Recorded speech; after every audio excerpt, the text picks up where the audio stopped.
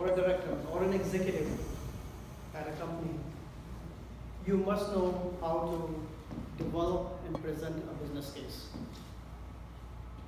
How many of you here knows how to define a business case and what are the steps to developing a business case? I have my own version. Okay, yeah. You will learn something new. But for most of us here, I just want to let you know that the strategies that we are going to learn in this 10-minute session does not necessarily apply to the business world. You can use some of the techniques. You can be skillful to use some of the techniques in your personal day-to-day decision making, and you'll find out how. Most of the time, I will be using business as a context, but you can relate to the personal. But this is also helpful. So let's say that this year, since you all are good performer, your manager gives you a promotion, and you might be presented with this task where you have to present a business case. How do we do that? What is it? Let's find out about it.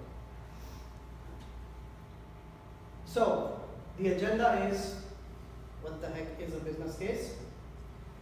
And the second thing I will talk about, and I'll focus mostly on business case development process, how to develop a business case, how to present, what are the different steps, and so on and so forth. What is a business case?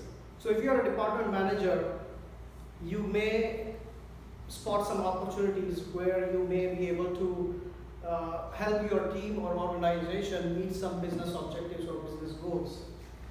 And if you just go ahead quickly and suggest a quick solution for that opportunity, it is possible that the decision makers may reject your proposal. And it's risky if the decision makers reject your proposal for a good opportunity that will help your team or your organization. So what do?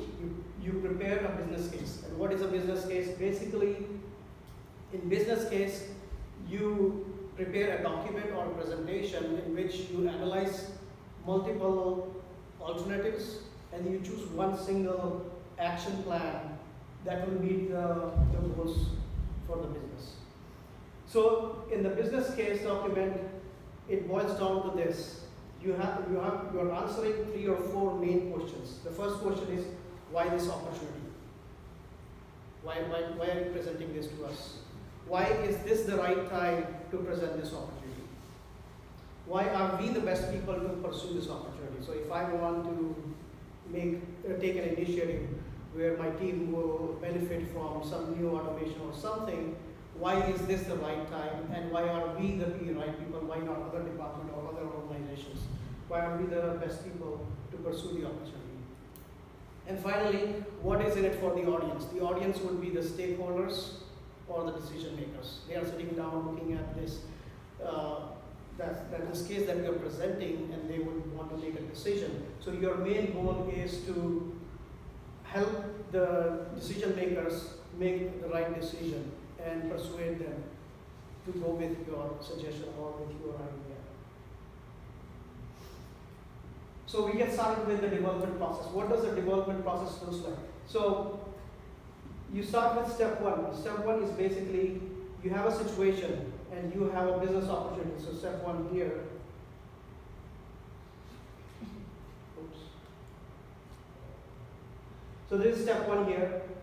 What you're doing is you're describing the situation that you are currently in, and you are also describing what the business opportunities are and what you are proposing. So that's the definition of the opportunity. Second, what you do is you brainstorm. You brainstorm different alternatives, and you come up with 3 or 4 main alternatives, and you start analyzing those alternatives. Because you don't want to stick with just one alternative or one approach and then just make that the final approach and present it to the decision makers. You need to have different alternatives so that you can weigh pros and cons of each alternative and then pick the right alternative. So the next step, what we are doing here is we are analyzing the 3 or 4 options that you pick You examine those options and you move forward with one of the best options that will meet the business opportunity or the goal. Assessing risk. So basically here what we are doing is what are the ways you can mitigate the risk that may come up when you propose a solution to the decision maker. So all you're doing is assessing risk. Then you are creating an implementation plan. Basically you are laying out different goals, and you also hold different people accountable for those goals, who will be accountable for meeting certain milestones. So you are creating an implementation plan over there.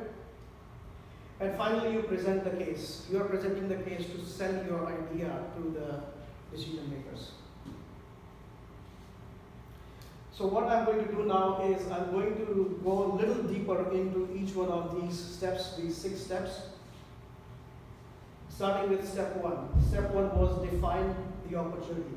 What is the opportunity? You have a problem you are going to solve. So you need to describe the problem that you are trying to solve, and then you need to come up with a statement that will define that problem and how your solution is going to meet the business objectives and solve the problem. So those are the first 2 steps.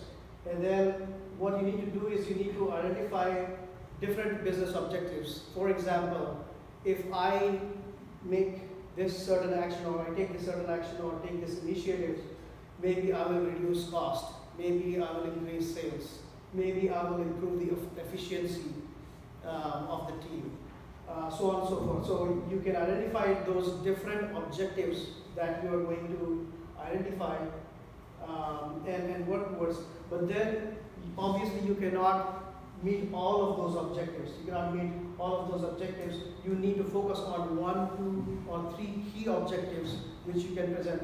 Those objectives are actually benefits that the organization will gain or the team will gain after you have finished this project. So how do you prioritize and narrow down the objectives? You need to find out who will be affected most by this initiative. And you may also need to know who has the most interest, and who gains a lot and who loses a lot if this particular initiative fails or succeeds.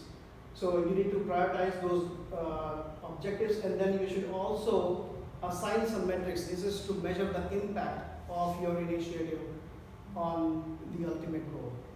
So that's first step was to define the goal, and then next what you're doing is you're exploring options. How do you explore options? What you need to do is you need to get opinion from different people within the organization or outside the organization, get their viewpoints, so that you can avoid some of the constraints that you may have overlooked during the planning phase.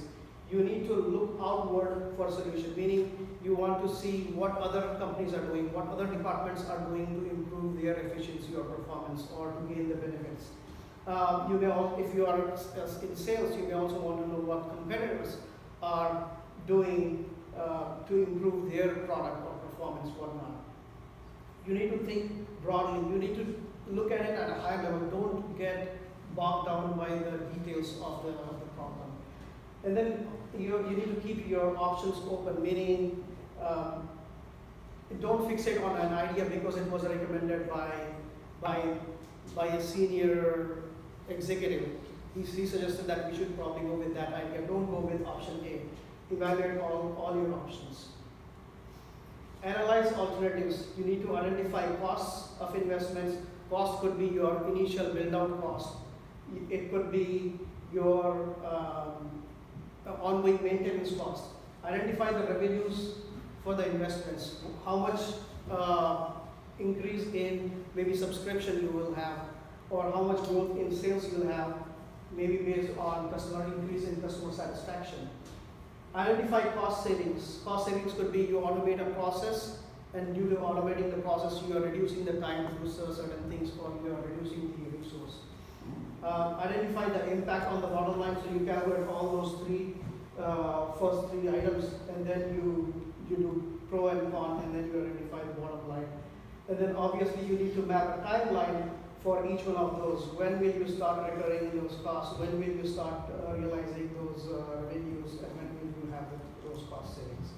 And then there are unquantifiable benefits such as boost in morale. Those are the kind of things that you want to look at. Assessing risk is basically you are mitigating risk. What are the risks if you fail to meet those objectives? What will the impact on you? Maybe your performance rating will be lowered, or you may even lose a job. How is your peer or organization going to benefit from it? Is it 9 minutes? Or 10. Oh my God. Okay, I'm always. So ultimately, you create an implementation plan. Implementation plan is basically a mini project planning or project management process where you determine the milestone, what are the different goals that you're going to accomplish, how are you going to communicate with the decision makers, those decision makers may ask you for the time frame, to adjust the time frame, or they may ask you to present a backup plan. Identify the resources, which resources will work on what goals and what milestones. Clarify responsibilities. You may want to assign clear responsibility to the resources and hold them accountable, because sometimes if they are not clear on the commitments, then your project might be unsuccessful. You might want to also estimate the payoff dates, because the decision makers would want to know when will they start receiving the benefits of their investments if they move forward with that decision. Track results. So basically, when you track results, what you're doing is you want to track whether your project was successful or what were the shortfalls. You want to track estimated delivery date versus the actual delivery date, estimated benefits versus the actual benefits realized. And that's all I have for you. Now you know what a business case is and how to develop a business case development. Thank you guys.